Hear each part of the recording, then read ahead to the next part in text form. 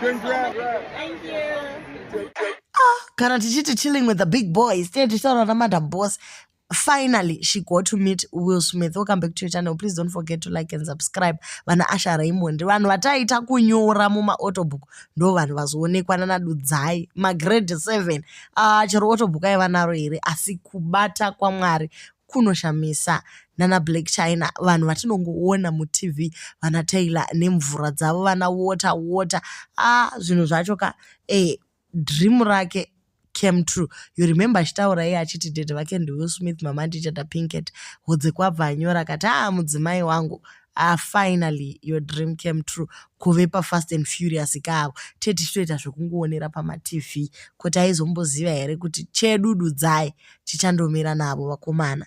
Okay, saka Queen of Peace also came through. Vakakomenda vakati tafara chokwadi, tinewe mudangariro mwana waRoyce, you made our parents proud. Vamwewo ndokuti tibvunzireiwo Tyler kuti akawanikwa here ndirori hangu, muudze kuti hanzvadzi yangu inokuda, chero ukaimba zvemvura, chero pakava nemvura, asi ndoda kudirwa nemvura iyoyo. Black China hachinje kubva tichitamba naye maFlow. Uyu DJ Kingarande ari kuti vakatombotamba vese ka nana Black China. Torwa chero nenhunzi chaidzo. Tinoda kuona kuti zvinhu zvese zviri kufamba zvakanaka. Thank you for lifting our flag high. Who would forget such an achievement? Dudzai kane dudu, huya ubikire vana.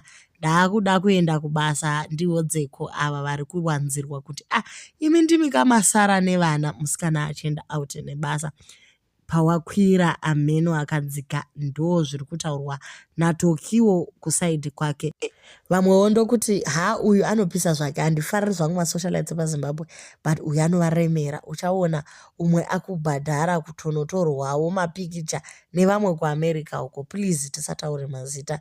Dai kwakaendwa nevamwe vaya taitodzima mafoni because noise yacho ka hatingaigoni.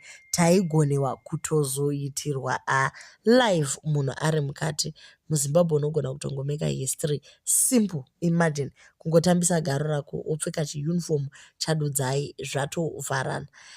Vamwewo ndovati nhasi munavo ka vanhu vatakakura tichiudzwa kuti vazhinji vacho vakatengesa soul kuna Satani.